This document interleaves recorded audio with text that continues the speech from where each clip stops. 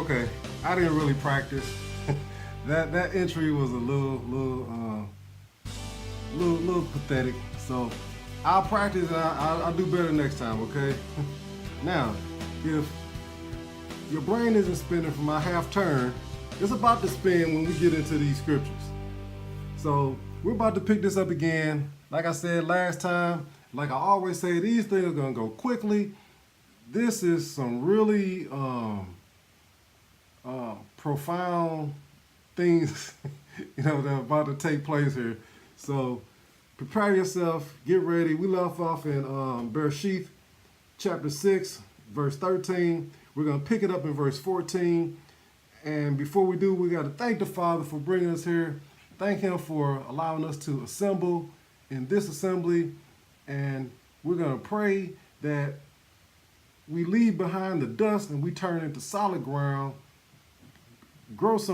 get planted with some good seed, get penetrated with some good seed, and grow out some good trees, bear fruit, and give Him honor the rest of our days. In the name of His Son, YAHUAH'S, Amen. In case you haven't figured it out, public prayers is not my thing. But to honor the Father, we're going to do that before we get started. Now, like I said, we're picking this up in chapter 6 of Bere'Shiyth. For you all that don't know, that's Genesis. It don't matter. It's just the title of a section of scripture just to help organize and help you know where you are. That's all it is. So whether you want to say it in the Hebrew with its Bere'Shiyth, or whether you want to go with the Greek, or should I say the Roman, English, Genesis, it's just so you know where you are in the scriptures. That's all it is. Okay, chapter 6, verse 14. Make you an ark of gopher wood. Rooms shall you make in the ark, and shall pitch it within and without with pitch. Now, here he's telling Noach to build an ark, build a big boat. And he just told him he's about to wreck the planet. Now, considering that Yahweh just told him that the end of all flesh has come upon him, Noach was probably confused at the start of this. Why does he need to build a boat to die? Is this going to be like a Viking thing and Yahuwah will burn his body on the open water? I don't think Noah was thinking about, or even if there were Vikings at that time, but, what's the deal with the boat? Now, if so, and whatever the reason, why make it waterproof? A dead man has no fear of drowning or sinking in a boat. So this probably was just a little confusing to start off. He probably wondering where Yahuwah is going with this.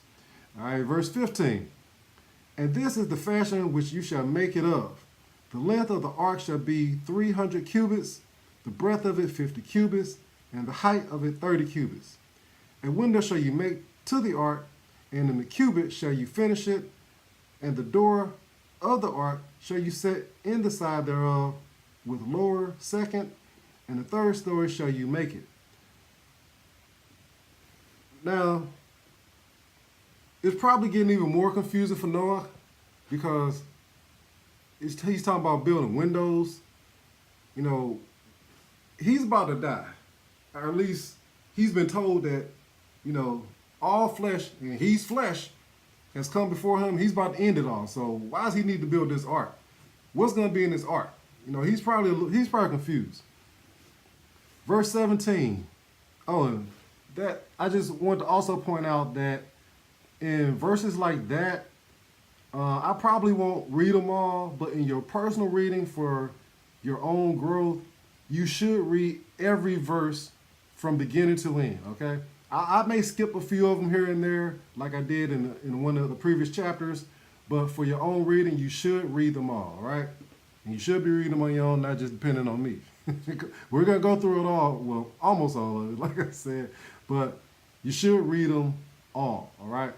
Verse 17, and behold, I, even I, do bring a flood of waters upon the earth to destroy all flesh, wherein is the breath of life from under heaven, and everything that is in the earth shall die. That included Noah.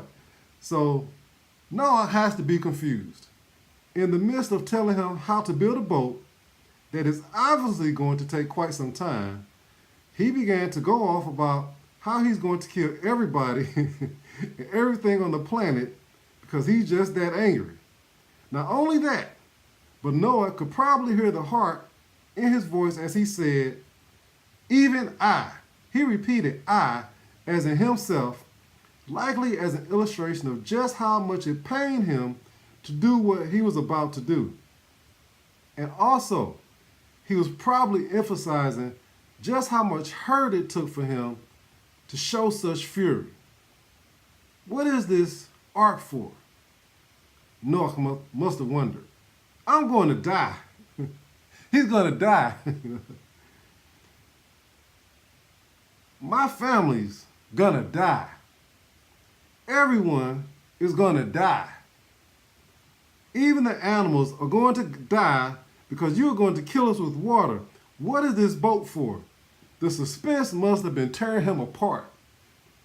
Verse 18. But with you will I establish my covenant, and you shall come into the ark, you and your sons, and your woman, and your sons' women with you. Whew. Can you say that? All right, now I know it must have breathed a sigh of relief. As I try to empathize with Noah in this impossible situation, I feel like I can hear the loudest sigh of relief in all history. The knowledge that his family, his woman and his sons, and their women, that they will all be spared from this coming horror must have given him the most profound relief as there ever could be. You know, his heart probably stopped defibrillating or stopped, whatever that's called, fibrillating. You know, it was probably like YAHUAH stuck the paddles on his chest and defibrillated him. You know, he probably came back like, oh my goodness, I'm not going to die, you know. So that was probably a wild situation for him. But it's not over. Verse 19. And of every living thing of flesh, 2 of every sort, shall you bring into the ark to keep them alive with you. They shall be male and female. 20. Of fowls after their kind, and of cattle after their kind, of every creeping thing of the earth after his kind, 2 of every sort shall come unto you to keep them alive. And take unto you of all food that is in you, this is verse 20, and you shall gather it to you, and it shall be for food for you and for them. From relief to what?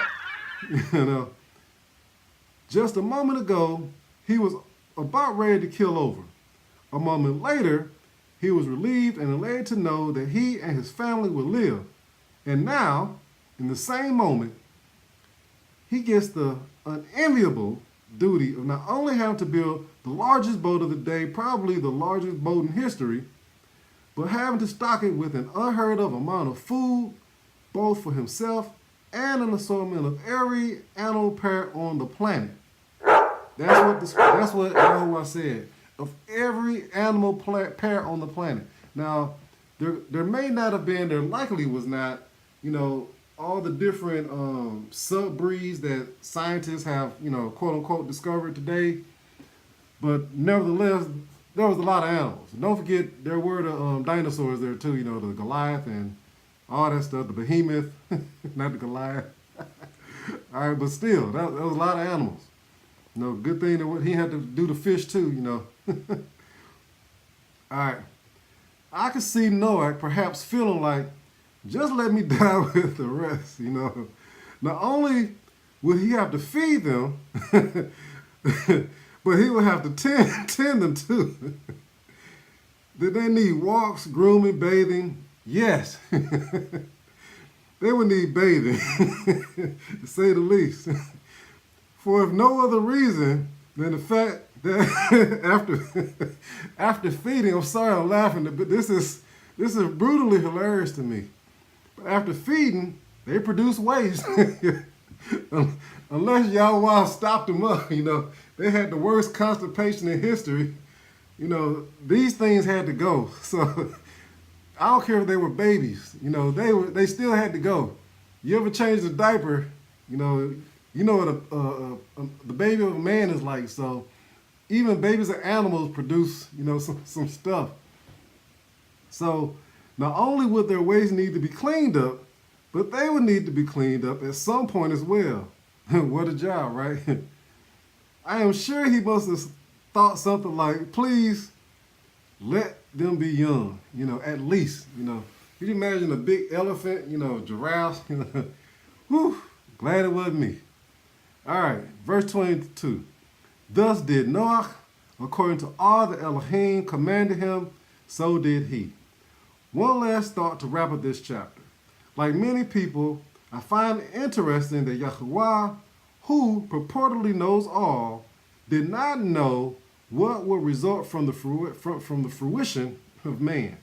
After all, to become so angry as to kill, murder, destroy almost all of mankind, 0.5% was spared, or 0.2%, almost every terrestrial animal, alter, destroy the earth by use of devastating floods and the resulting horrific weather events that both unleashed the flood waters and resulted the flood waters, implies that he did know or did not know and or expect man to be disobedient.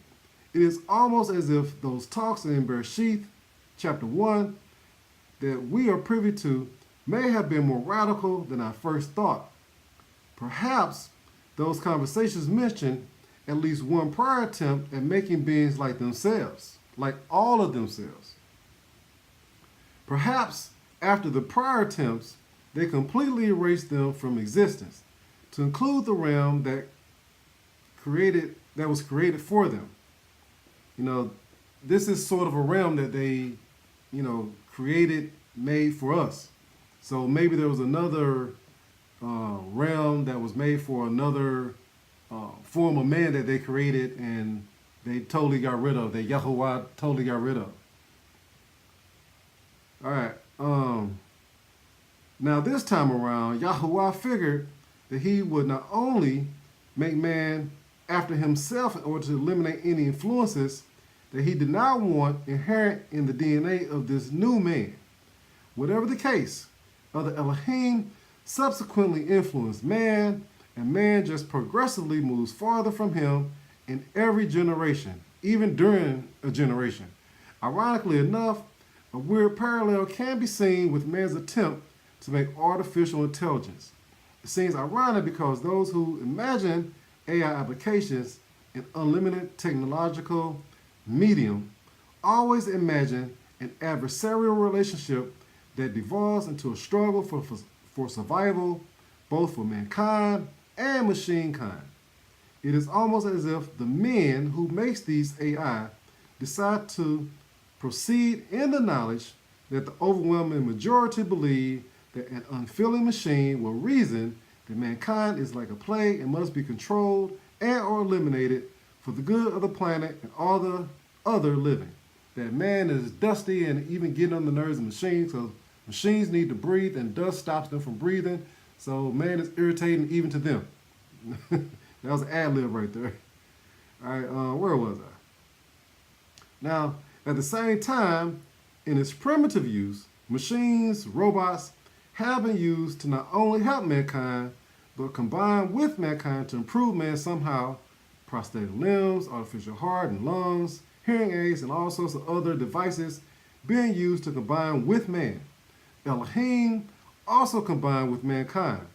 The result were giants that were dominating mankind, eating, killing, enslaving, etc.